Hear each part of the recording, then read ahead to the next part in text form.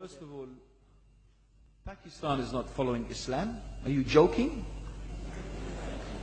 I'm saying not Pakistan have 90% Muslim. Muslim means follow Islam. But Muslim, what Muslim? What Muslim? I remember 15 years ago, it's not today and I heard it's worse, 15 years ago I remember going to a wedding in Pakistan. A wedding where men and women were mixing freely. Where the bride was dancing on the stage with all the male members of the family dancing on the stage. I'm sure somewhere around, we probably hidden in a corner then, but I hear now it's open, drinking alcohol. What Muslim are we talking about? This was 15 years ago. Now I hear it's even worse. Oh yes, they're Islam. When the bride and the groom are walking to the car, they're holding the Quran over their head for blessing. That Islam? That's not Islam. What Islam is that? That's exactly the thing I'm talking about.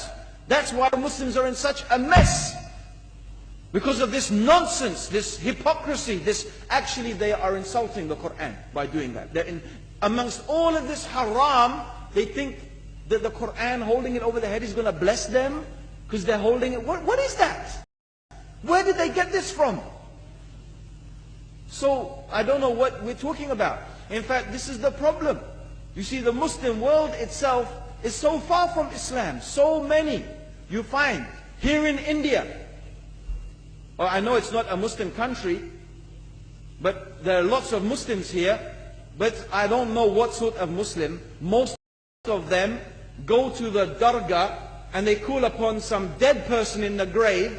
And they think that by talking to a dead person, they're going to have their needs fulfilled. What's the difference between that and worshipping an idol? There's no difference, believe me. It's shirk. I've seen it myself with my own eyes. I'm praying in the masjid. The adhan goes. The people are praying in the masjid. And the people in the dargah are not coming to the mosque to pray. They're still going around the dargah and making all their whatever the things they do. What's that? That's not Islam. You go to many countries. You find Pakistan. You want to see Islam in Pakistan. You know, in England, in every street corner we have a pub. You know what's a pub? You know what's a pub? Like a bar. You know, a place where you sit and drink alcohol. Yeah? Yes? In Pakistan, believe me, they have something worse than that. Yes, worse. On every street they have a picture of a palm.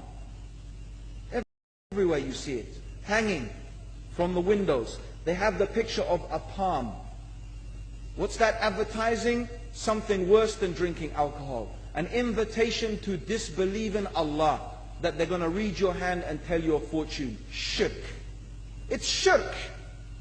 Whoever believed, the Prophet said, sallallahu alayhi wasallam, whoever visits a fortune teller out of curiosity, Allah will not accept their prayers for 40 days. Whoever believes in the fortune teller has disbelieved in Allah and His Messenger. That includes, by the way, horoscopes. Yet you see in Pakistan, a picture everywhere of a hand. Worse than a pub. Worse than a pub. It is better to drink alcohol than make shirk with Allah. Yes. So this is the Muslim countries. You will not find one except they are not doing magic and shirk and kufr, or except maybe one or two you will find. So this is the state of the Muslims. So no wonder we're in the confusion and the chaos. So these are not good examples. And this is really, in fact, the very reason that I'm saying why we are in such a big mess.